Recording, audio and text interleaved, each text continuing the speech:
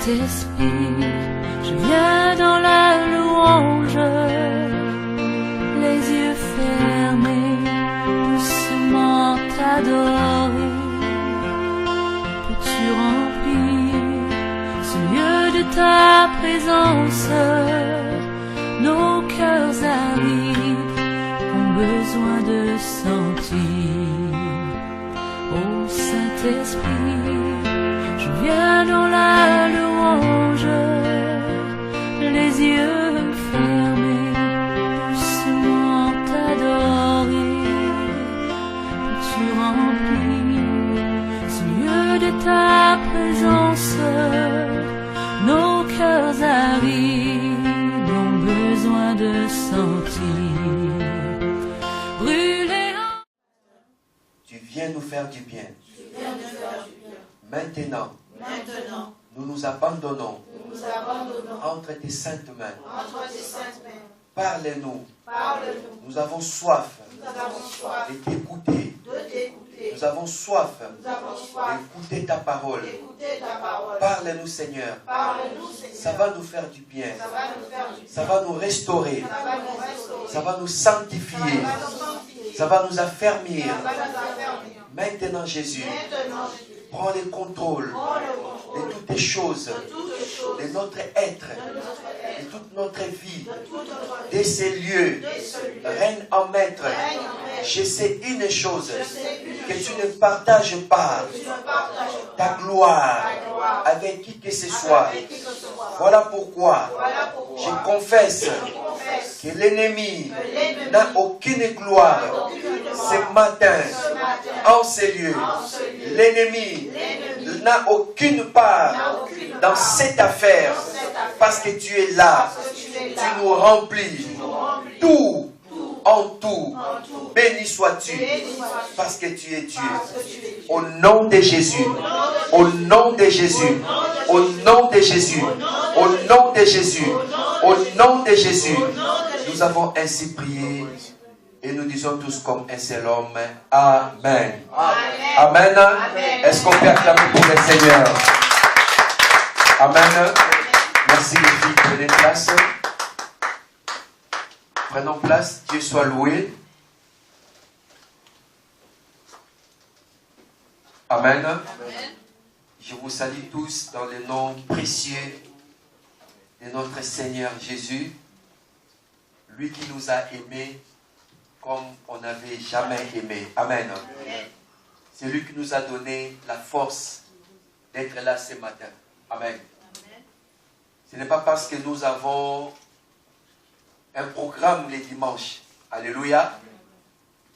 En tout cas, s'il y a quelque chose que nous avons fait pour être là, c'est juste le programme. Mais le reste, c'est le Seigneur qui l'a fait. Parce que la Bible dit, c'est lui qui produit en nous les vouloir et les faire.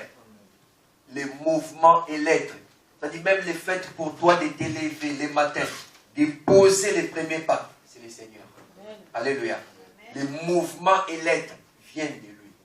Le vouloir et le faire. Tu n'es pas là ce matin parce que tu as voulu vraiment être là. Tu aimes tellement l'église. Non, ça vient de Dieu. Alléluia. Celui qui dépose dans notre cœur cette bonne volonté, cet amour pour être là. Voilà pourquoi j'ai toujours dit dans mes prières, en réalité, on n'est rien. En réalité, nous ne méritons rien. Parce que Dieu sait que l'homme n'est pas bon. Dieu sait. Ça ne date pas d'aujourd'hui. Ce n'est pas à cause de tout ce qui se passe aujourd'hui au XXIe siècle. Depuis le commencement, Dieu, la Bible dit, Dieu a regretté d'avoir créé l'homme. Dieu. C'est-à-dire, depuis le commencement, il y a plus de 6000 ans, Dieu savait déjà que l'homme n'est pas bon. L'homme n'est que chair. Alléluia. Les pensées de l'homme sont toujours tournées au péché.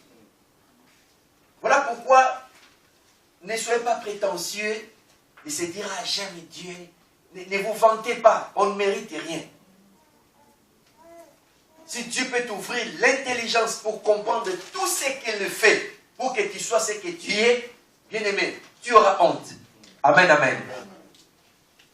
Mais il est tellement amour, il ne regarde pas nos crimes, Il ne regarde pas nos fautes. Qui n'a pas péché dans la semaine? Qui n'a pas mal fait? Qui n'a pas offensé? Alléluia. Mais Dieu, quand il met dans la balance, d'un côté il met son amour, de l'autre côté il met tes péchés, tes crimes. L'amour de Dieu pèse beaucoup. Alléluia. Voilà pourquoi Dieu regarde plus son amour que ce qui ne pèse pas. Amen, amen. Est-ce que tu peux acclamer pour le Seigneur? Non, donne une bonne acclamation. C'est pour Dieu qui acclame. Amen. C'est pourquoi je te dis, mon frère, ma soeur, que personne ne te juge. Amen. Amen. Que personne ne te juge et ne te condamne pas. Un jour, des hommes et des femmes sont venus pour condamner une femme qui était surprise en flagrant délit d'adultère. Ce n'est pas qu'on a soupçonné. Ce n'est pas qu'on a inventé une histoire sur elle. On l'a surprise en flagrant délit d'adultère. On amène cette femme à Jésus. On dit, Seigneur, cette femme, nous l'avons surprise en flagrant délit d'adultère. Moïse a dit des femmes comme ça, il faut les lapider. Qu'est-ce que tu nous dis? Jésus dit que celui d'entre vous qui n'a jamais péché, jette le premier la pierre. Amen. Parce que tout le monde pêche. Deuxièmement, il regarda la femme et dit, femme, personne n'est t'a condamné. Moi aussi, je ne te condamne pas. Cette femme venait d'être surprise en flagrant délit d'adultère. Mais écoutez ce que Jésus lui dit. Personne n'est t'a condamné. Moi aussi, je ne te condamne pas. Va, mais ne pêche plus. Regardez l'amour du Seigneur. Et le degré de cet amour est encore valable jusqu'à aujourd'hui. Jusqu'à aujourd'hui. Je suis en train de te dire ces choses pour que tu sois dans la paix de Dieu. Alléluia. Parce que sans la paix de Dieu, tu vas mourir. Sans la paix de Dieu, tes jours sont comptés sur la terre. Il faut avoir la paix de Dieu. Sans la paix de Dieu, tu seras un trouble pour la société. Un trouble pour ta famille. Un trouble au travail. Tous les gens que vous voyez dans nos familles qui font des troubles, qui vont toujours au sens contraire des autres. Quand tout le monde va à droite, ils vont toujours à gauche. Au travail, ce sont des gens qui n'ont pas de paix. Des gens qui aiment bien contredire toujours la vie, compliquer toujours la vie. Ce sont des gens qui n'ont pas de paix. Alléluia. Il faut avoir la paix. Le cœur de l'homme a été fait pour porter la paix. Il n'y a que la paix qui peut résider. La paix réside dans le cœur de l'homme. Amen, amen. Gloire au Seigneur.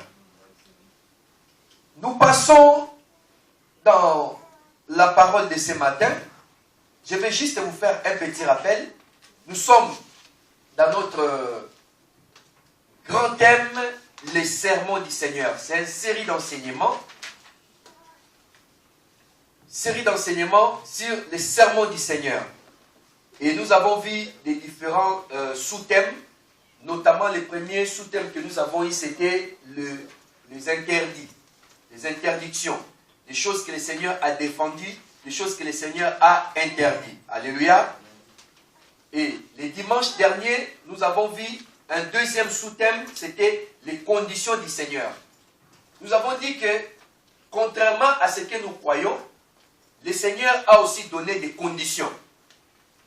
Parce que, aujourd'hui, quand vous regardez la manière dont les gens fonctionnent dans la vie chrétienne, la manière dont on se comporte, la plupart des chrétiens, c'est comme s'il n'y a pas de conditions. C'est comme si la vie chrétienne, c'est quelque chose de ouf, c'est quelque chose de facile, c'est quelque chose, bon, on se lève, Jésus est mort à la croix, et voilà, on est sauvé. Alléluia. Amen. Il y a toujours quelque chose à donner en contrepartie. Et contrairement à ce que vous pouvez croire, Jésus est mort à la croix, mais pour être sauvé, il faut donner sa foi. Alléluia. Amen. Il faut mettre sa foi pour être sauvé. Le salut est moyennant la foi. Donc c'est une des conditions. C'est une condition. Sans la foi, tu ne peux pas être sauvé. Nous avons défini les conditions. On a dit une condition, c'est un fait. dont la réalisation est nécessaire pour que notre fait se réalise. On a des faits ici. On a la foi et puis on a les salis. Ce sont des faits. La condition c'est quoi? La condition c'est qu'il faut qu'un fait se réalise pour qu'un autre fait vienne à se réaliser. D'abord tu mets ta foi. Si la foi entre en action, les salis entrent. La condition c'est un fait dont la réalisation est nécessaire. Donc la foi c'est un fait dont la réalisation est nécessaire pour que le salut se réalise. C'est ça qu'on appelle la condition.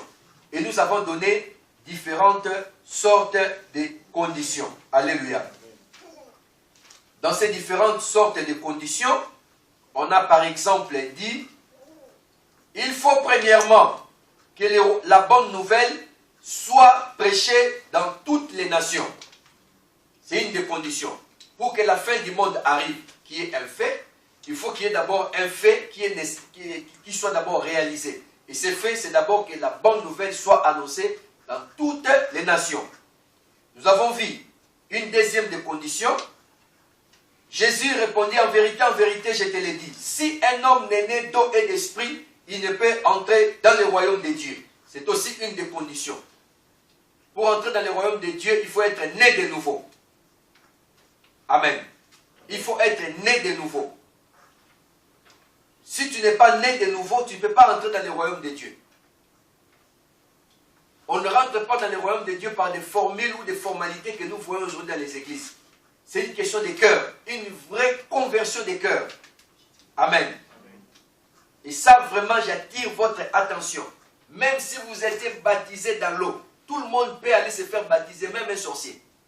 Il peut plonger dans l'eau, ce n'est pas interdit. Mais il y a quelque chose qu'on ne voit pas quand ça change, c'est le cœur. Et ça, c'est qu'on ne voit pas. Et nous devons être sincères à ce point-là. Quand votre cœur change véritablement, en ce moment-là, vous êtes né de nouveau. Et une fois que vous êtes né de nouveau, vous êtes véritablement un enfant de Dieu parce que vous êtes né d'esprit. Et l'accès au royaume vous est accordé. Autre condition, Jésus a dit, si tu veux être parfait, va, vends ce que tu possèdes, donne-le aux pauvres et tu auras un trésor dans les cieux. Et on a vu comment Pierre a expliqué ce qui voudrait dire, vends ce que tu possèdes et viens et suis-moi. Une autre condition, nous avons vu, la Bible dit, si vous ne vous convertissez et vous devenez comme les petits enfants, vous n'entrerez pas dans le royaume des cieux. La conversion, je viens de le dire tout à l'heure. Je vous ai donné l'exemple de la monnaie. Tu as des euros, tu vas aux États-Unis. Tu dois convertir les euros en dollars. Quand tu convertis les euros en dollars, donc dans quelques minutes, tu vas te retrouver avec des dollars en main parce que tu es en Amérique. Et les dollars que tu as, tu ne trouveras pas une trace de l'Union européenne. Non, c'est vraiment des dollars des chefs d'État américains, des choses comme ça. Ça change tout. Amen. Ça change tout, la nature, tout change. Et c'est très important. C'est ça qu'on appelle la conversion.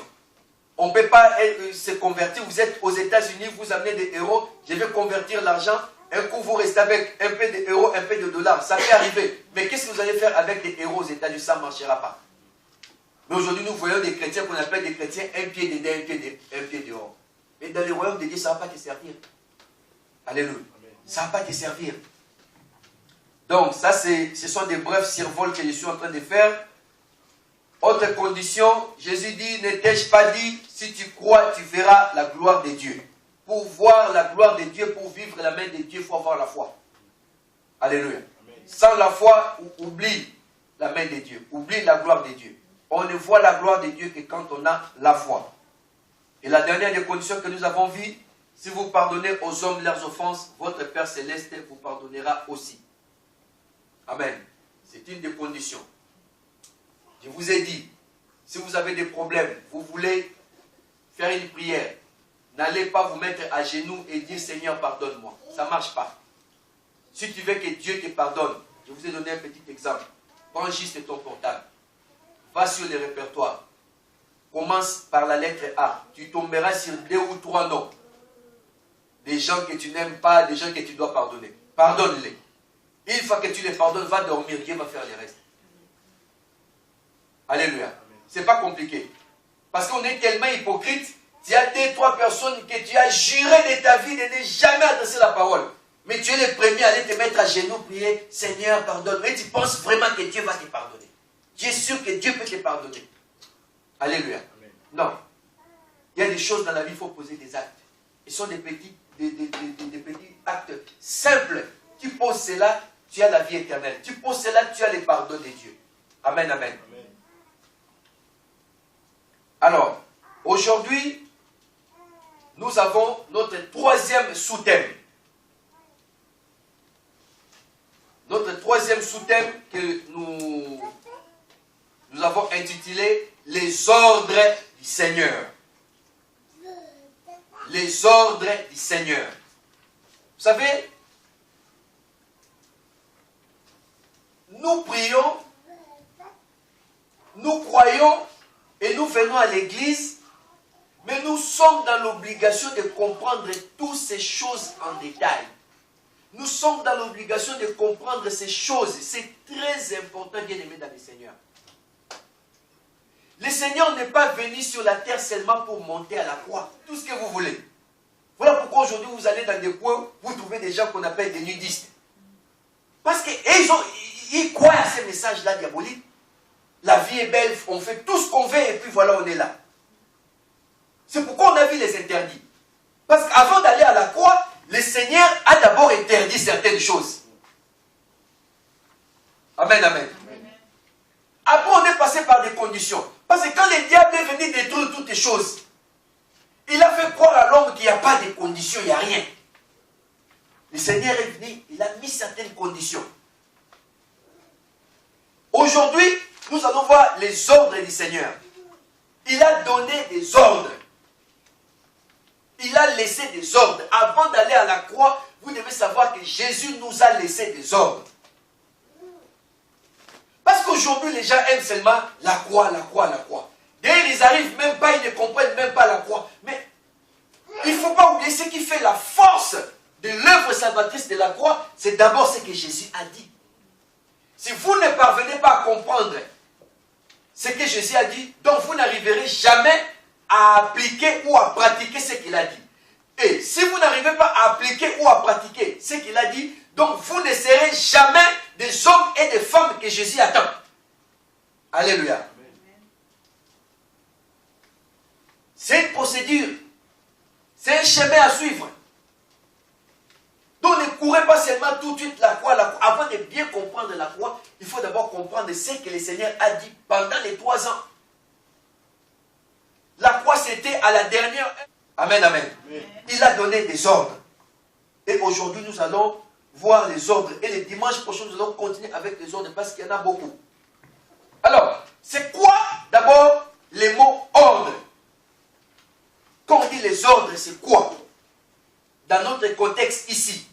Vous comprenez ça? Il y a des choses que le Seigneur ne demande pas notre avis. Il a donné des ordres, c'est comme ça.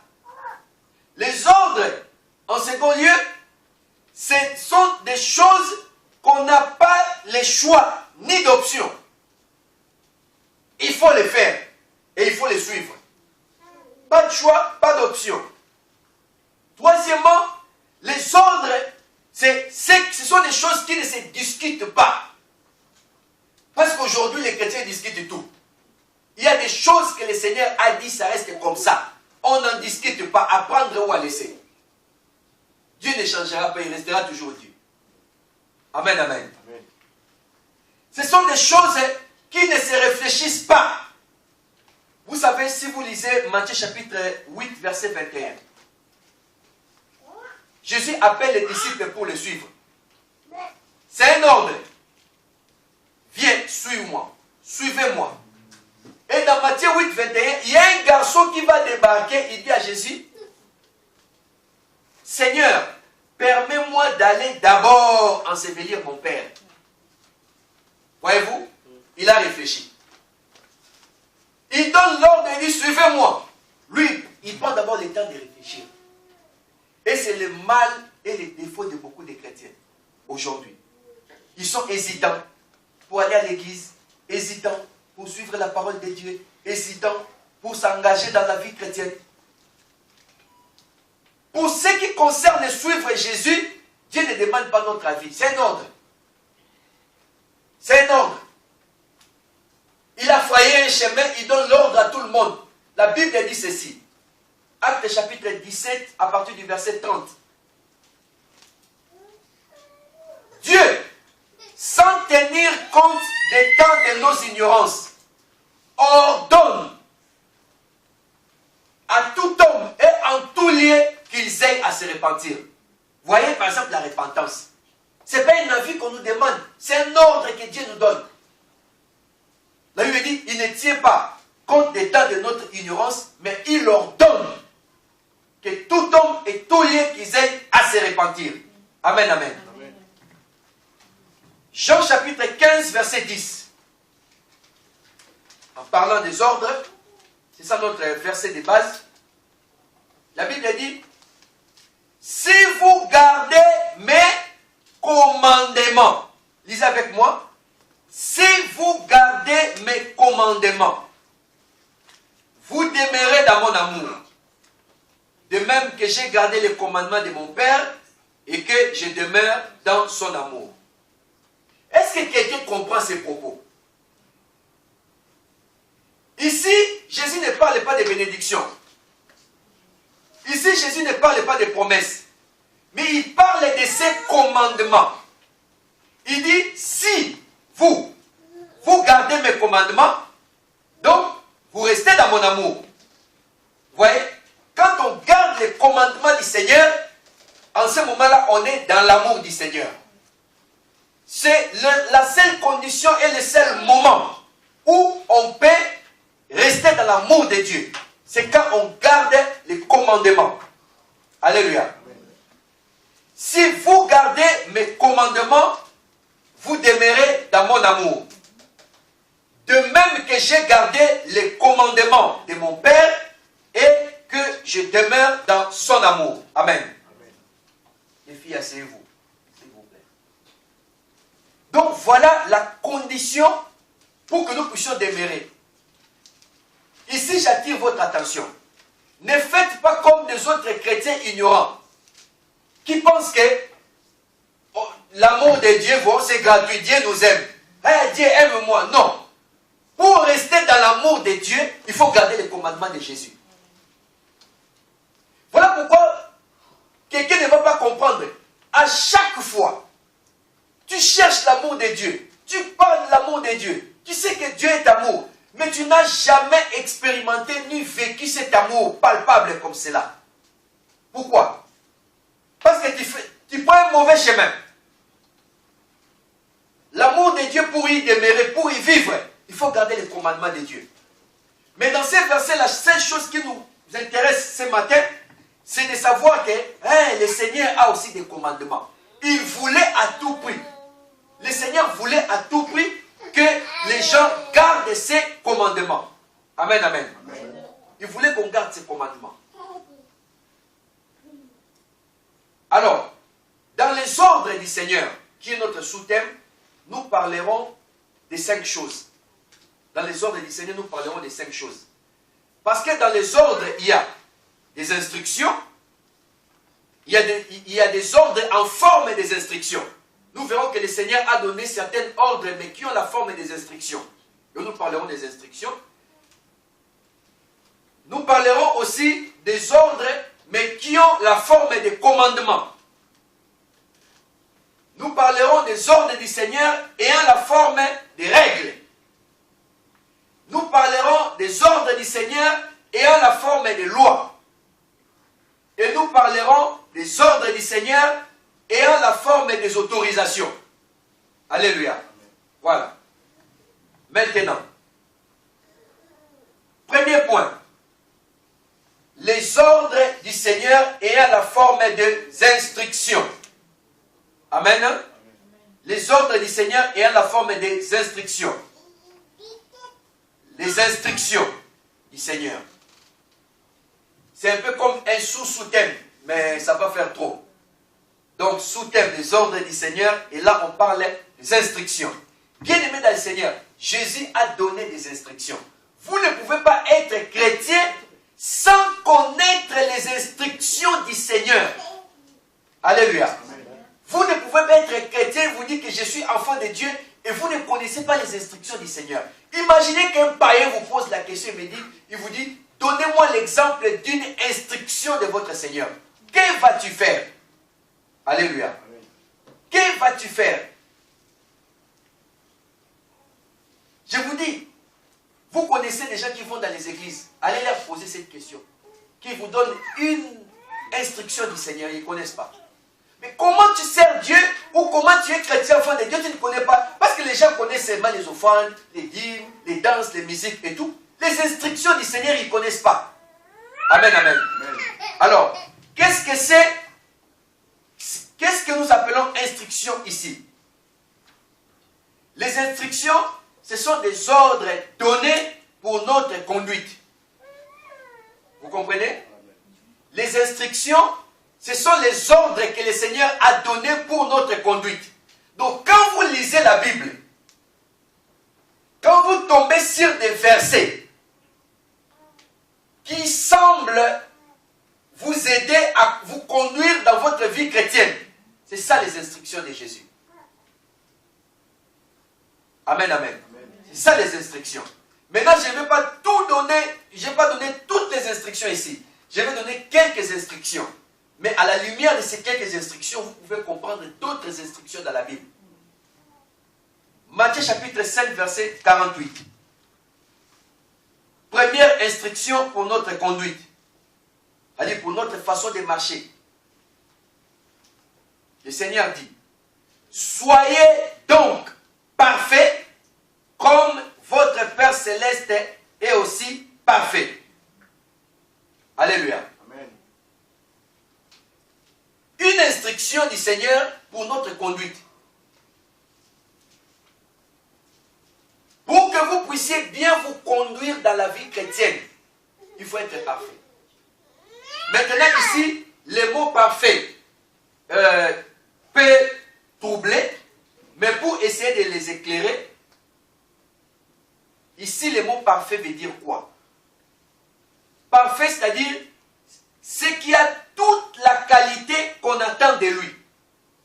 Alléluia. Vous comprenez ça? Parfait, c'est quelque chose qui a toutes les qualités qu'on attend de lui. Tel que tu es là, mon frère, ma soeur, tu as des qualités que Dieu a mis en toi. Laisse-moi te dire, Dieu ne te demandera pas ce qu'il n'a pas donné, ce qu'il ne t'a pas donné. Dieu n'attendra jamais de toi ce qu'il ne t'a pas demandé de faire. Vous voyez la perfection. C'est-à-dire quoi? Tu es là, tu es capable de faire deux. Capable de faire deux. Capable de faire deux. Capable même de faire des choses que moi je ne peux pas faire. Si tu vis selon toutes ces qualités, tu vis dans la perfection. Vous avez compris? Parce que je sais qu'on vous a mal prêché sur la perfection et certains chrétiens disent que nul n'est parfait. Non, on peut vivre dans la perfection. Comment? En mettant en pratique toutes les qualités que vous avez. Si de devenir comme des dieux. Alléluia. Mais de vivre selon nos qualités. Que toutes nos qualités soient mises en place. Alléluia. Mettez toutes vos qualités en place. Quand vous mettez vos qualités en place, vous vivez dans la perfection. Les qualités, c'est quoi? Vous verrez que dans votre vie, vous avez cette facilité-là pour donner, pour accueillir. Vous avez cette facilité-là pour faire du bien. Bien-aimés dans le Seigneur, appliquez cela. Alléluia. Appliquez cela. Qu'est-ce que vous savez faire? Amen, amen. Parce que ça, tu dois entrer en toi-même pour fouiller, sortir les qualités qu'il y a dans ton cœur. Qu'est-ce que tu sais faire de bien? Quelles sont tes qualités? Donc, tant que tu vivras loin de tes propres qualités, tu es dans l'imperfection. On est dans la perfection lorsqu'on vit avec toutes ces qualités. Et aussi des qualités dont Dieu attend de nous. Amen. Amen, amen. Et la Bible dit, soyez donc parfaits comme votre Père Céleste est parfait. Vous mettez toutes les qualités que Dieu attend de vous, même là à l'église. Dieu attend de vous, attend de nous, dans beaucoup de qualités. Il veut que nous puissions mettre toutes les qualités en marche, en action, parce qu'il a mis des qualités en nous. Dans nos familles, au travail, là où nous habitons, à l'immeuble et tout, des qualités, il y en a. Et il faut en pratiquer. Et quand vous les pratiquez, vous accomplissez ce qui est écrit. Soyez donc parfaits, comme votre Père Céleste est aussi parfait. Alléluia. C'est ça la perfection de Dieu. Dieu vit avec toutes ses qualités. Voilà pourquoi on connaît Dieu. Il est amour, Dieu est bon, Dieu il est tout puissant. Tout ça. Alléluia. Dieu ne nous cache rien. Amen, amen. Première des instructions. Et ça, ce n'est pas un avis que Dieu nous demande. Ce n'est pas un point de vue que le Seigneur nous demande. Mais le Seigneur nous ordonne à être parfaits. Il ne nous demande pas si vous voulez. Faites comme si. Non. Il veut que nous soyons parfaits. Parce que Dieu attend de nous des qualités. Il attend de nous dans la perfection. Il attend de nous. Faites très attention, bien-aimés, c'est très important. Amen. Deuxième de qualité, la Bible dit dans Matthieu chapitre 10, verset 16. Matthieu 10, 16, la Bible dit, voici, je vous envoie comme des brebis au milieu des loups. Soyez donc prudents comme les serpents et simples comme les colombes. Amen. Amen. Une des instructions que le Seigneur nous donne. C'est une instruction de Dieu. Je vous envoie au milieu des brebis. Voici, je vous envoie comme des brebis au milieu des loups. Le Seigneur précise. Vous êtes des brebis. Maintenant, je vous prends, vous des brebis. Je vous envoie, vous, brebis, au milieu des loups. Donc, il sait ce qu'il est en train de faire. Mais pour s'en sortir, toi, brebis, au milieu des loups, le Seigneur donne une instruction. Comment tu vas te conduire? Comment une brebis se conduit au milieu des loups? Il dit, soyez prudents, comme les serpents et simples comme les colombes. Malheureusement, aujourd'hui, nous avons des chrétiens hyper courageux. Alléluia. Les chrétiens sont tellement courageux. C'est lui qui nous a envoyés. Il nous demande d'être prudents. Nous, on dit non, non. On est tellement courageux qu'on ne meurt pas. On est invincible. Alléluia. On est invincible. Voilà pourquoi beaucoup se retrouvent entre les griffes des animaux sauvages, se retrouvent dans les gueules des lions, des ours, parce qu'ils n'ont pas été prudents.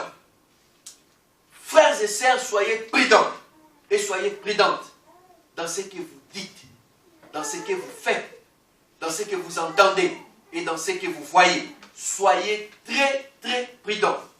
Alléluia. Amen. Parce que même si vous êtes chrétien, vous venez à l'église, vous priez, vos paroles peuvent vous coûter cher. Vos propres paroles peuvent vous coûter cher. Amen. Vous êtes chrétien, vous venez à l'église, vous priez. C'est bien beau, mais faites très attention. Il y a des choses dans la vie qu'il ne faut jamais écouter. Il y a des choses, quand vous donnez vos oreilles, vous écoutez, c'est fini. Votre vie est foutue. Alléluia. Votre vie est foutue. Quand Paul est monté au 3e ciel, il a dit, j'ai entendu des paroles ineffables, des paroles qui ne sont pas permises à l'homme d'entendre. Il y a des choses qu'il ne faut pas écouter. Faites très attention. Il faut être prudent. Il y a des choses dans la vie qu'il ne faut pas regarder, qu'il ne faut pas voir. Vous vous souvenez du fils de Noé. Alléluia. Il a vu ce qu'il ne fallait pas voir. La malédiction continue jusqu'à aujourd'hui. Alléluia. La malédiction continue jusqu'à aujourd'hui. Bien-aimés dans le Seigneur, faites très attention dans la vie. Attention à ce que vous regardez, soit à la télé, soit partout. Vous connaissez l'histoire des enfants d'Israël. Vous connaissez l'histoire de David avec la maman de Salomon. Parce qu'il a voulu voir. Il y avait une femme qui était dans sa douche. Le roi, il se lève pour regarder. Malédiction. Alléluia. Amen. Faisons très attention. La Bible dit, vous êtes des brebis, je vous envoie au milieu des loups. Soyez prudents. Comme les serpents et simples comme des colombes. Soyez pas des vantards. Il ne faut pas que partout où tu es, on sache que tu es là. Un jour, tu vas mourir comme ça. Parce que ton ennemi, tu ne le connais pas. C'est lui qui te cherche matin, midi et soir. Tu ne le connais pas vraiment. Alors, sois simple comme la colombe. Alléluia. Simple comme la colombe. Là où il y a une colombe, il faut qu'on vous dise qu'il y a une colombe. Alléluia. La colombe a beaucoup de qualités que nous en avons besoin. La colombe, ils n'entendent pas. Ils n'ont pas des oreilles. Ils sentent. Alléluia. C'est comme ça qu'un enfant de Dieu doit être. La colombe, c'est parmi les oiseaux qui est capable de tourner sa tête à 90 degrés. C'est aussi un signe de prudence. Il peut faire ça, tourne sa tête, il vient regarder jusqu'ici. Il retourne sa tête comme ça, il vient regarder, là je fais ici, il vient regarder jusqu'ici. Il peut tourner sa tête à 90 degrés. Prudence. Alléluia. Amen. Prudence. Amen, amen. Amen. Soyez prudents comme des serpents. Prudents comme des serpents. Bien-aimés dans le Seigneur. Regardez les serpents. Les serpents n'ont pas de pieds. Il n'a pas de bras. C'est-à-dire que ce n'est pas un animal où tu les vois partout. Toi, on te voit partout. On parle de toi. Parce que tu es aussi là-bas. Pendant que tu es ici, en Afrique, on parle de toi. Aux Antilles, on parle de toi. Alléluia. Mais tu n'es pas prudent. Amen, amen. Et les serpents, on ne les voit pas partout. Le serpent, c'est un animal qui est très, très, très discret. Amen, amen. Le serpent est très, très discret. Et comme la colombe, le serpent aussi n'a pas des oreilles. Est-ce que vous savez ça? Les serpents n'écoutent pas. Les serpents, ils sentent. Fermons un peu nos oreilles. Alléluia. Dieu nous a donné les oreilles uniquement pour écouter sa parole. Mais nous, on en utilise encore pour d'autres dossiers que vous connaissez. Alléluia. Simple comme la colombe. Prudent comme des serpents. Le serpent est très vigilant. Voyez, nous, on cligne nos yeux. On fait ça. Hein? On fait ça tout le temps. Les serpents peuvent rester toute la journée comme ça. Même une semaine. Ils ne bougent pas les yeux. Prudence. Voilà pourquoi on nous a dit d'être prudents comme les serpents. C'est-à-dire, un serpent, même quand il dort, tu ne sais pas s'il dort ou il ne dort pas. Parce que ses yeux sont toujours ouverts. Chez nous, on dit ça, sommeil des serpents. On dit un moment. Si on te dit ça, c'est-à-dire, ne dort pas. Il ne dort pas. Il est toujours là. Il peut faire une semaine. Il ne bouge pas. Mais il dort. Mais les yeux sont ouverts. Donc, tu te dis, est-ce que je vais approcher ou je vais approcher? C'est-à-dire, en tant que chrétien, il faut que les gens te voient comme ça. De lui, ils se disent, est-ce que je peux approcher cette personne ou je n'approche pas? Est-ce qu'il a compris ou il n'a pas compris? Mais toi, les gens, ils n'ont même pas de limites. Ils entrent comme ils veulent, ils sortent comme ils veulent. Non, parce que tu n'es pas prudent. Alors qu'on nous a donné une instruction. Voilà pourquoi vous voyez des chrétiens qui pleurent. Mais quand vous voulez que le Seigneur fasse quoi? Il a déjà donné des instructions. Pour, bien aimé, avec les instructions de Dieu, normalement, on ne devrait pas avoir des chrétiens qui pleurent. Si on pleure aujourd'hui, c'est parce qu'on ne veut pas garder les commandements du Seigneur. Nous, notre problème, c'est qu'on a été baptisés, on va aller au paradis. Et tout le reste est donné par-dessus, donc ça tombe du ciel. Non, ça ne marche pas comme ça. Normalement, un chrétien, ce n'est pas quelqu'un qui peut pleurer. Mais on est tellement imprudent, on pleure. On est tellement courageux, on pleure. On n'obéit à rien. Seigneur. Matthieu chapitre 13, verset 22. La Bible dit, il s'élèvera des faux Christ et des faux prophètes. Jusque-là, ça va. Ils feront des prodiges et des miracles pour séduire les élites s'il était possible. Écoutez maintenant l'instruction. Soyez sur vos gardes. Je vous ai tout annoncé d'avance.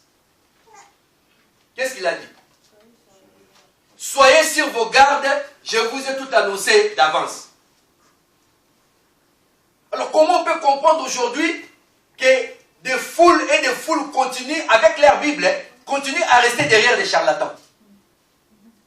Comment on peut comprendre ça? Ici, ce n'est pas moi qui parle. Jésus, il dit, il s'élèvera des faux Christ et des faux prophètes. Ils feront des prodiges et des miracles pour séduire des élites s'il était possible. Soyez sur vos gardes, je vous ai tout annoncé d'avance. C'est comme s'ils savaient qu'il y aura toujours des têtes qui ne vont pas comprendre. Mais au moins, je vous ai déjà dit. Comme on dit chez nous, oh, je n'avais pas dit, j'ai dit. Alléluia. Je vous ai tout dit. Bien-aimés dans le Seigneur. Après demain, ce sont les premiers à pleurer. Oui, on nous a arnaqués. Oui, les églises. Oui, les pasteurs. Mais tu n'avais pas lu la Bible. Oh. Mais si tu avais lu la Bible, si tu avais suivi les instructions du Seigneur, ces gens-là n'allaient pas faire plein les poches. Vous êtes partis les enrichir. C'est vous. Amen, amen. Il fallait seulement suivre les instructions. Vous savez, bien aimés dans le Seigneur, les choses de Dieu, ce ne sont pas compliquées. Les choses de Dieu ne sont pas compliquées. Nous les rendons compliquées tout seuls. Si tu suis seulement les instructions, moi je connais cette instruction. C'est-à-dire que si moi je ne vais pas dans des églises où il y a des charlatans, c'est pas parce que je suis... Non, c'est parce que j'ai lu les instructions. C'est-à-dire que même quand vous venez ici, là, il faut être sur vos gardes. Alléluia. Amen. Suivez-moi bien, je suis en train de parler à nous maintenant. Même quand vous venez ici à l'église de la lumière, il faut être sur vos gardes. Parce qu'ici, Jésus n'a pas désigné une église. Il a dit seulement soyez sur vos gardes. C'est valable partout, même ici. Vous venez prier ici, il faut être sur vos gardes. Quand vous voyez, on commence à faire des choses bizarres qui ne sont pas bibliques, partez. Je vous dis vrai. Je préfère vous le dire, comme ça au moins, j'avais déjà dit. Vous commencez à voir dans cette église-là, on commence à laver les femmes, et à mettre de l'huile, je ne sais pas moi comment, on a demandé l'argent pour acheter je ne sais pas moi quoi. Non! Partez calmement. Ce n'est pas un péché. Alléluia. Amen. Ça ne sera pas un péché. Ça ne sera jamais. Parce que lui-même, il a dit, soyez sur vos gardes. Vous venez ici, dès que vous entrez, il faut être sur vos gardes. Jésus a dit ça. Soyez sur vos gardes. Un jour, je disais à un serviteur de Dieu, qu'on prêchait, il me dit, mais toi, quand on prêche, c'est rare de te voir acclamer ou dire, tu dis Amen, mais quand il est... Donc, je dois tout scanner, tout vérifier avant de dire Amen à ce que tu dis. Il n'y a pas question de sentiment. Alléluia. Amen. Faites très attention, bien aimés dans le Seigneur. C'est très, très dangereux. Suivre les instructions du Seigneur. Dernière des instructions, Luc chapitre 6, verset 36. La Bible dit, soyez donc miséricordieux comme votre Père est miséricordieux. Alléluia. Amen. Miséricordieux. On a deux mots dans cette phrase. Misère et cardia. La misère, vous connaissez, c'est la souffrance. Et cardia, c'est là où découle le mot cœur. Amen, amen. Donc, il faut savoir souffrir à la place de l'autre. Alléluia. Prendre la souffrance de l'autre dans ton cœur. C'est ça être miséricordieux. Il nous a vu qu'on était des misérables. Je parle du Seigneur. On était des misérables. Et qu'est-ce qu'il a pris? Qu'est-ce qu'il a fait? Il a souffert à notre place. Il a pris notre souffrance. Alléluia. C'est ça la miséricorde. J'ai déjà fait ce genre d'expérience de souffrir à la place de quelqu'un. Alléluia. Ça m'est arrivé plusieurs fois. Je me rappelle même en Afrique, un jour, il y avait une femme comme ça. Elle avait des problèmes dans sa famille. Elle venait au grand marché. Et je la retrouve là, elle pleurait. Son fils, c'était vraiment compliqué. Oh, j'ai eu trop mal à la place de cette femme. Parce que quand tu es miséricordieux, tu donnes tout. Alléluia. C'est pourquoi Dieu a tout donné. Il suffit seulement de voir quelqu'un souffrir et dire, si c'était mon frère, si c'était ma soeur, alléluia. Moi, des fois, je regarde sur des vidéos, je vois des petits voleurs comme ça, on l'a attrapé, il y a au moins 25 personnes en train de les taper. Il est voleur. 20 à 30 personnes en train de les taper. J'ai dit, ah Seigneur, si c'était alors mon frère, est-ce que je regarderais son côté voleur ou j'allais souffrir parce qu'on tape sur mon frère? Mais lui aussi, c'est un être humain comme moi, malgré qu'il a volé. Peut-être qu'il a volé parce qu'il avait faim. La famille ne peut pas justifier les vols. Mais 30 personnes sur quelqu'un, ça fait mal. Alléluia. Et moi, je dis, si je suis sur place, dans des conditions comme ça, j'interviens. Ah oui, ça, c'est pas une question d'être pasteur. Je vais intervenir pour sauver, parce que nous avons la mission de sauver les âmes. Mais ça, c'est une âme qu'on est en train de détruire. Donc, j'interviens, je le couvre, et puis je sors avec lui. Ou bien vous nous tuez, nous deux, ou bien vous le laissez partir. Amen, amen. Souffrir à la place de quelqu'un. Voilà pourquoi ne laissez pas les gens venir parler le mal d'autres personnes auprès de vous. N'acceptez pas ça. Même si ces gens-là sont des méchants, n'acceptez pas qu'on parle le mal d'autres personnes sur vous. Il faut être miséricordieux. N'acceptez pas. N'avalez pas les injustices. Vous voyez des gens qui sont tellement injustes avec d'autres personnes et vous allez les appuyer. Non, ne les appuyez pas. Même si c'est vos meilleurs amis, s'il dit aujourd'hui fini l'amitié, fini. Fini l'amitié. C'est pas grave. On a un meilleur ami déjà qui nous aime, c'est Jésus. Je ne vois pas ton amitié, ça va m'amener où? Alléluia. Alors, ça c'était les instructions. Maintenant, toujours dans les ordres du Seigneur, on a parlé des instructions. On va maintenant parler des commandements. Les commandements sont aussi dans les ordres du Seigneur. Le Seigneur a donné aussi des commandements. Alors, qu'est-ce que j'appelle ici commandements? Les commandements, ce sont des ordres. Ordres que donne celui qui a pouvoir de commander. Les commandements, ce sont les ordres que donne celui qui a le pouvoir de commander. Jésus a le pouvoir de commander, donc il a donné des ordres. Maintenant, Marc chapitre 12, verset 30. Écoutez maintenant les commandements de Jésus. Marc chapitre 12, verset 30. Les commandements de Jésus. La Bible dit ceci. Tu aimeras le Seigneur ton Dieu de tout ton cœur, de toute ton âme, de toute ta pensée, de toute ta force. Verset 31. Voici les seconds. Tu aimeras ton prochain comme toi-même. Il n'y a pas d'autre commandement plus grand que cela. Quand Moïse avait donné la loi, suivez-moi très bien. Moïse, quand il a donné la loi, il a dit, tu aimeras le Seigneur ton Dieu de tout ton cœur. Ça, c'était la loi de Moïse. Mais Jésus a donné son commandement à lui. Il a dit, voici le commandement qui est semblable au commandement de Moïse. Tu aimeras ton prochain comme toi-même. Ça, c'est le commandement de Jésus. Je veux que ça puisse nous parler un peu, les commandements de Jésus. Nous connaissons seulement le commandement où Moïse a donné. Et beaucoup de gens pensent que ça aussi c'est Moïse qui a dit ça. Non, ça c'est pas le commandement de Moïse, ça c'est le commandement de Jésus. Moïse a dit, tu aimeras le Seigneur ton Dieu de tout ton cœur et de toute ton âme, de toute ta pensée. Verset 31, Jésus dit, voici les seconds, ce qui est semblable. Tu aimeras ton prochain comme toi-même. Commandement de Jésus. Ton prochain, c'est-à-dire ton semblable. Ici, la Bible ne dit pas, tu aimeras ton cousin. Alléluia.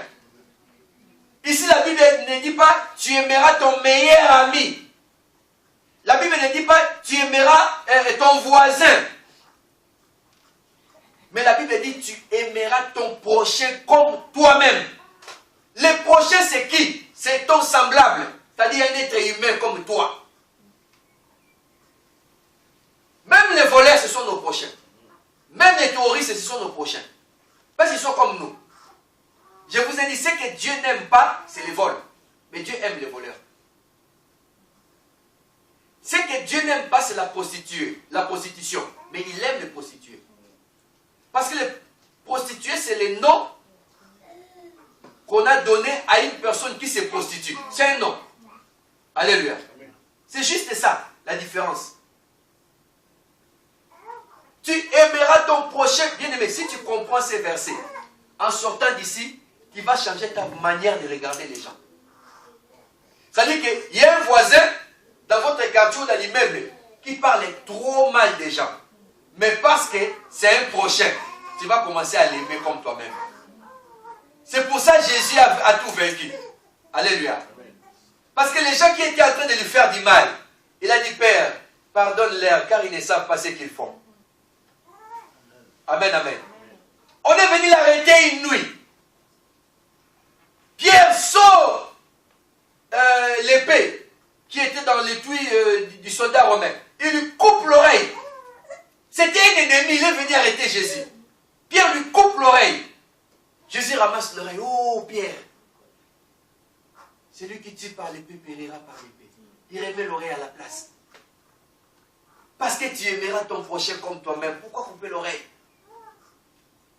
Alléluia. L'amour de l'autre, c'est ce que nous devons avoir. Et ici, c'est un commandement du Seigneur. Tu vas au travail, il y a un collègue vraiment mais qui te prend la tête comme pas possible. La Bible dit, tu aimeras ton prochain comme toi-même. La vraie arme que tu peux utiliser, c'est d'aimer une telle personne. C'est-à-dire, regarde-les comme un semblable. Tu vois? N'approuve pas ce qu'il fait, mais il faut l'aimer.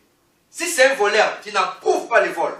Si c'est un voleur qui va voler dans les vestiaires des autres, tu n'approuves pas les vols. Mais lui, il faut l'aimer. Alléluia. Lui, il faut l'aimer. C'est comme cela que dans mon travail, j'ai un collègue que j'aime beaucoup. On parle beaucoup, on discute beaucoup. Tout le monde dit, ah, c'est ton pote. Et tout le monde le condamne, mais moi, je l'aime bien. Alléluia. Parce que c'est un semblable, c'est un être humain.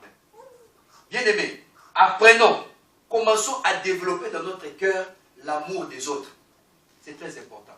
Même des gens que nous ne connaissons pas. Alléluia. Commençons à avoir en horreur lorsqu'on est en train de brutaliser, de maltraiter une autre personne. Il faut regarder ça en horreur. Même si la personne a mal fait. Moi, des fois, je vois comment les policiers viennent chercher les gens. C'est vrai, ils ont mal fait. Mais la manière dont ils vont soulever la personne, je me dis, ah, c'est un être humain. Alléluia. En Europe encore, ça va, mais en Afrique, bien aimé dans le Seigneur, si les policiers viennent te chercher, mais t'es foutu. T'es foutu, mon ami. Dans les temps de chez toi jusqu'au commissariat, tu arrives en détail. Et je vous dis, tu arrives en détail, tout est fait déjà. Les jugements, la torture sur les chemins, là, ils ont déjà tout fait. Ils ont déjà tout fait. Mais je vous dis des choses vraies. Comment on vient chercher quelqu'un à la maison? Arrivé au commissariat, il a déjà des yeux gonflés, le bras cassé et tout. C'est que tout, ils l'ont jugé. En cours de route, ils l'ont jugé. Ils l'ont tapé, ils l'ont tordu. Ils ont tout fait. C'est pourquoi quand on arrive au commissariat, ils ne te jugent pas, ils te mettent directement en prison. Parce que tout est déjà fait sur les chemins. Amen. Ils t'ont déjà mis là-bas. Et quand tu regardes ça, ça fait très mal. Vous savez, moi j'ai un frère qui est très turbulent. Il s'est calmé. Maintenant, parce qu'il a une femme, il a des enfants. Il s'est calmé. Et j'avais toujours trop peur. Des fois, quand je voyais qu'on tapait sur un voleur, j'avais des larmes aux yeux. Parce que je pensais que c'était lui qu'on était en train de taper. Le petit Eddie. Je pensais que c'était lui. Et j'avais trop mal. Vous pouvez vous imaginer, j'avais un amour quand je voyais un voleur, hein, mais je l'aime, je dis, mais laissez-le, s'il vous plaît. Limite que si tu as l'argent de rembourser même les dégâts qu'il a fait pour le laisser partir. Mais eux aussi, ils comprennent rien. Tu peux lui donner l'amour comme ça, ils ne comprennent rien. Demain, on va encore l'attraper. Amen, amen. Je vous dis ces choses pour que vous puissiez développer en vous l'amour de vos semblables. Quand vous avez ces petits détails ici, la porte du royaume est ouverte. Ce sont ces détails qui manquent aujourd'hui dans la vie chrétienne. Bien-aimés dans le Seigneur, l'amour des prochains. Amen. Mais il faut chercher à comprendre d'abord la personne. Pourquoi elle est arrivée là? Pourquoi il ne m'aime pas? Pourquoi la directrice? Pourquoi les collègues? Pourquoi les voisins? Alléluia. Soyez toujours prêts à donner la paix. Amen, amen. Ce n'est pas facile sur cette terre des vivants. Mais quand on a la possibilité, il faut le faire. La Bible dit ceci.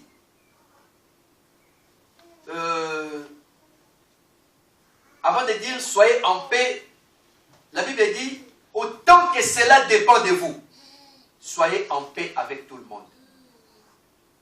S'il est possible, et autant que cela dépend de vous, soyez en paix avec tout le monde. C'est écrit comme ça. Vraiment, si c'est possible, même si ça ne dépend que de toi, il faut être en paix. Alléluia. Pourquoi la Bible émet tous ces genres de réserves? Parce que le monde est pourri. Mais vraiment, c'est vrai que ça dépend de toi. C'est compliqué, mais il faut être en paix avec tout le monde. Parce que la paix restaure l'autre. Et ça te restaure aussi. Amen, amen. Et Jésus continue, il dit, il n'y a pas d'autre commandement plus grand que cela. L'amour des prochains. Un voleur, c'est ton prochain.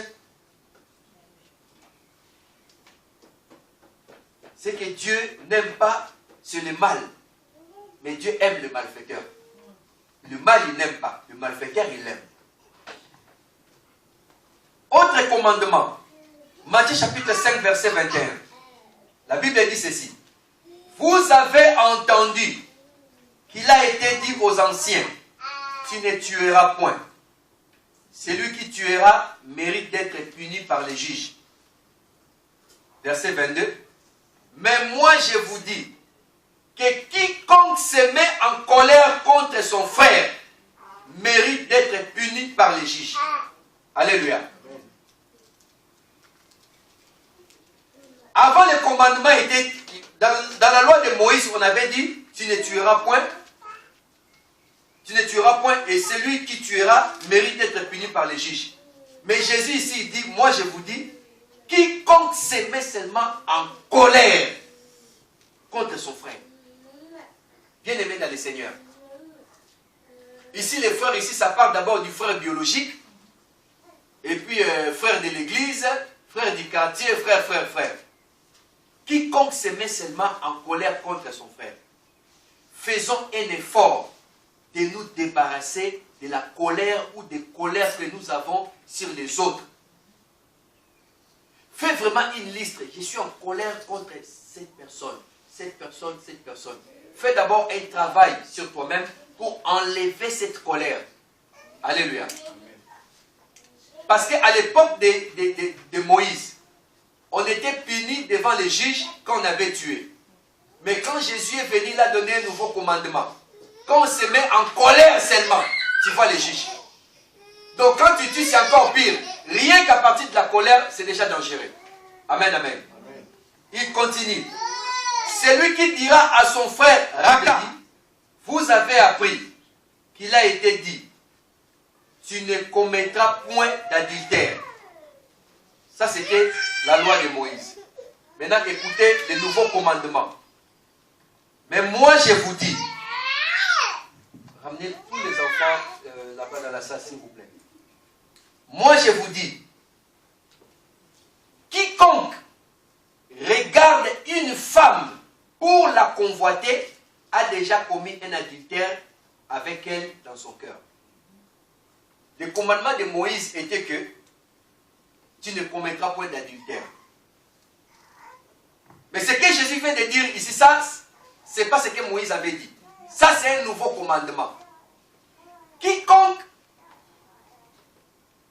moi je vous dis, quiconque regarde une femme pour la convoiter a déjà commis un adultère avec elle dans son cœur. Amen, amen. Voilà pourquoi je vous ai dit, il ne faut pas donner au diable les bâtons pour vous taper.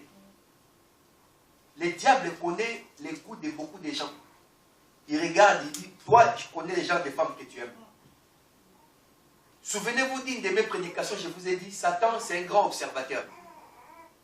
Le diable passe plus son temps à observer qu'à attaquer. Il t'observe toute la journée, tu es sur ton balcon, tu regardes les femmes. Mais toutes les femmes qui passent ne sont pas pareilles. Mais le diable regarde les femmes sur lesquelles ton attention est attirée. Et il voit que ce sont toujours les mêmes femmes. Ils sont un peu lancées, claires des peaux. Il dit, ah, lui, il aime bien les femmes claires des peaux. Demain, il revient encore, il te regarde. Même pendant 5 ans. Bien aimé, les jours où il va t'attaquer, tu vas tomber. Parce qu'il connaît ton goût. Il va préparer des démons tout droit de l'enfer. Il prépare une fille. Il met les démons dans la fille. Et il dit, vas-y, toi, tu ne vas pas louper. Amen, amen. Voilà pourquoi la Bible dit, les vrais adultères, ce n'est pas ceux qui passent à l'acte. C'est ceux qui regardent par motif de convoitise. C'est ça, les vrais adultères. Voilà pourquoi, avec la parole de Dieu, il faut mettre la collyre dans les yeux. Pour purifier les yeux. Alléluia. On regarde un frère, on regarde une sœur avec les yeux des enfants de Dieu. Pas avec des yeux avec appétit. Alléluia. On ne peut pas regarder une sœur avec appétit. On regarde avec un enfant de Dieu parce que avec les yeux, tu peux comprendre peut-être la souffrance ou les problèmes de l'autre. Mais quand tu passes ton temps à troubler tes pensées inutilement, en quoi est-ce que tu es intéressant? Alléluia. Amen. Très dangereux. Autre commandement. Matthieu 5, 38 à 39. Jésus dit, vous avez appris qu'il a été dit, œil pour œil, dent pour aussi l'autre. Je pense que quand on avait parlé sur les interdits, j'avais beaucoup expliqué dans ça. Et quand vous regardez cela, quand j'étais en train de méditer ça hier, je me suis dit, mais je comprends pourquoi les apôtres disaient, mais Seigneur, en fait, qui va être sauvé maintenant? Qui va être sauvé? Quand on regarde tous ces détails, parce que c'est facile de parler comme ça, mais qui va être sauvé? Et j'ai dit, Seigneur, aie pitié de nous. Que Dieu puisse avoir pitié de nous. C'est-à-dire, la Bible dit, ne résistez pas aux méchants. Mais les méchants, moins que nous les connaissons. Les méchants, ce ne sont pas des gentils. Ce sont des gens qui nous font vraiment du mal, qui veulent notre mort, notre disparition, notre honte, notre humiliation, notre pauvreté, notre malheur. Ils veulent nous voir pleurer, souffrir. Et la Bible dit des gens comme ça, même s'ils te tapent sur la joue droite, tends-lui la joue gauche. Jésus, s'il te plaît. Qui peut être sauvé dans ces conditions? Alléluia. Qui va être sauvé? Commandement du Seigneur. C'est-à-dire que tous ceux-là qui nous font du mal, bien aimés, ne résistez pas. S'il vous plaît. C'est un commandement de Jésus. Ne résistez pas. Ne résistez pas. Il s'est passé quelque chose. Et ma femme m'a appelé, m'a dit, bon, maman, il faut qu'on fasse des procès. J'ai dit, non, ne résistons pas. Passons à côté. Laisse tomber. Alléluia. Parce que j'avais lu ça. Et depuis qu'on est passé à côté, je vois qu'on avait même mieux fait de passer à côté. Parce que je me dis, si on avait engagé la résistance, on allait perdre le temps pour rien, et peut-être qu'on serait même perdant. Parce que les diables aiment comme ça. Alléluia. Amen. Savoir des fois passer à côté. Arrêter de résister pour rien. Amen, amen. Amen. Matthieu 5, 43-44. Vous avez appris qu'il a été dit, tu aimeras ton prochain et tu haïras ton ennemi. C'était dit comme ça avant. Mais écoutez les commandements de Jésus. Mais moi je vous dis, aimez vos ennemis. Regardez ce que Jésus nous dit. Bénissez ceux qui vous maudissent. Faites du bien à ceux qui vous haïssent. Priez pour ceux qui vous maltraitent et qui vous persécutent. Est-ce que vous comprenez les commandements de Jésus? C'est ça les commandements de Jésus. Ce sont des ordres à obéir. Donc, si tu as des ennemis, il faut les aimer. S'il y a quelqu'un dans la famille ou dans la vie qui t'a maudit, la Bible dit qu'il faut les bénir. Ne pas que ton téléphone dit, bon écoute, là moi je viens de sortir tu m'avais maudit. Je viens maintenant de sortir d'un jeûne de 3 jours. Maintenant écoute-moi bien. Parce que moi aussi je dois te maudire. Non. La Bible ne dit pas ça. Bénissez. Condition c'est plus gratuit. Amen. Vous avez reçu gratuitement, donnez gratuitement. Et je vais encore aller plus loin. Tout ce que vous recevez gratuitement, donnez-le gratuitement. En commençant par la parole de Dieu. Tout ce que vous avez reçu gratuitement, il faut le donner gratuitement. Tu as reçu des choses dans ta vie, tu n'as pas souffert pour ça. Mais le lendemain, d'autres personnes en ont besoin. Toi, tu veux qu'ils souffrent pour en avoir. Quel esprit? Quel esprit? Alléluia. Tu n'as pas souffert pour avoir un appartement. Parce qu'on t'a mis sur des bonnes traces. On t'a branché sur des bonnes personnes. 4 jours après, tu as un appartement. Le lendemain, il y a une personne qui débarque. Cette personne aussi est dans la même situation. Elle veut un appartement. Non, la première des choses pour tu sais, c'est trop dur ici en France pour trouver les appartements. Est-ce que toi, on t'avait dit ça? Toi, on t'a facilité les choses. On t'a dit, ramène tel papier, prends tel numéro, appelle là-bas. Et au lieu de faire pareil, non. Toi, tu veux compliquer la situation. Tu as aujourd'hui un travail, CDI, tu manges bien, tout se passe bien. Et tu l'as eu avec beaucoup de facilité parce qu'il y a eu des gens, des bonnes personnes qui avaient compris qu'ils avaient reçu gratuitement et ils devaient te donner gratuitement. Du jour au lendemain, il y a quelqu'un qui a besoin du boulot, qui veut travailler, qui vient te voir. Est-ce que tu ne connais pas? Tu sais qu'il y a une place dans ton travail, mais tu veux les faire marcher. Pourquoi? Quel esprit? Quel esprit? Vous avez reçu gratuitement, donné gratuitement. Amen, amen. Amen. Nous sommes là ce matin. Personne ne mérite quelque chose ici. Mais pourquoi en sortant d'ici ne pas aller faire ça aussi pour les autres? Alléluia. Amen. Il faut d'abord les juger de loin. Lui, je ne pense pas qu'il viendra parce qu'il boit beaucoup, parce qu'il fume beaucoup, parce qu'il aime trop les femmes. Il vient... Non. Pourquoi? Pourquoi des barrières? Toi, tu n'étais pas parfait quand on voulait t'amener dans le Seigneur. Mais personne n'a regardé ta condition. On est allé vers toi, on t'a parlé et tu es venu. Fais ça aussi pour les autres. Amen, amen. Alléluia. Est-ce qu'on peut acclamer pour le Seigneur? Amen.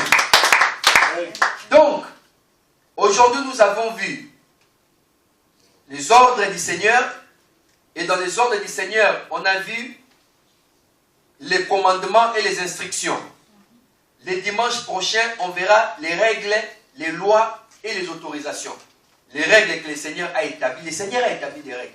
Les règles, c'est quoi? C'est l'ensemble des conventions que l'on admet, que l'on doit admettre implicitement dans une situation donnée. Ensemble des conventions. Par exemple,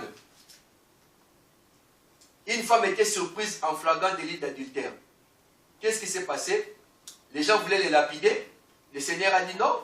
Celui qui n'a pas lapidé, n'a pas péché, jette le premier la pierre. Ok. Personne ne jette. Jésus dit à la femme, personne n'est t'a condamné, moi aussi je ne te condamne pas. Va, mais ne pêche plus. Ça devient une règle. Alléluia. Ça devient une règle. Donc, c'est l'ensemble des conventions que l'on doit admettre dans une situation donnée. Parce que la loi demandait à ce qu'on puisse lapider des femmes comme ça. Donc, pour qu'il n'y ait pas de loi, il fallait qu'il y ait des règles. Donc, le Seigneur est venu là établir une règle. Et la règle, c'était quoi? C'était que personne ne te condamne. Moi aussi, je ne te condamne pas. Va, mais ne pêche plus. Donc, en quittant le Seigneur là, tu ne vas plus pécher. Alléluia. Amen. il y a beaucoup de règles que le Seigneur a établies. Et il faut comprendre et connaître ces règles. À part les règles, nous verrons aussi des lois. La loi, c'est quoi? La loi, c'est une prescription établie par l'autorité souveraine de l'État, applicable à tous et définissant les droits et les devoirs de chacun. Nous allons voir ça le dimanche prochain.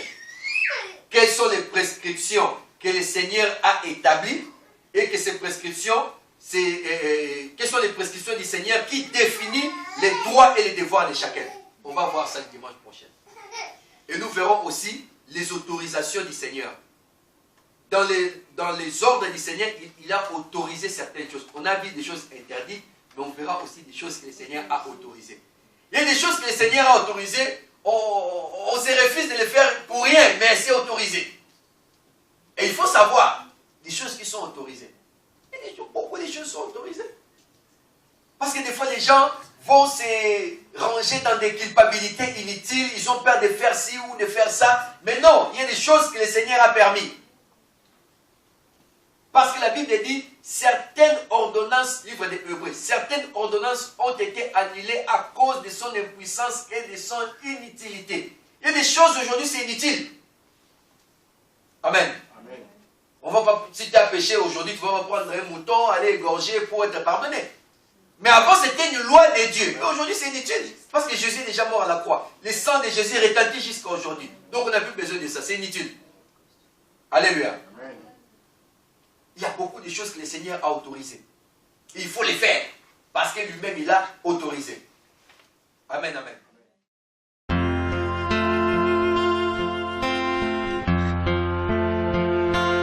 Ô Saint-Esprit, je viens dans la louange, les yeux fermés, doucement t'adorer.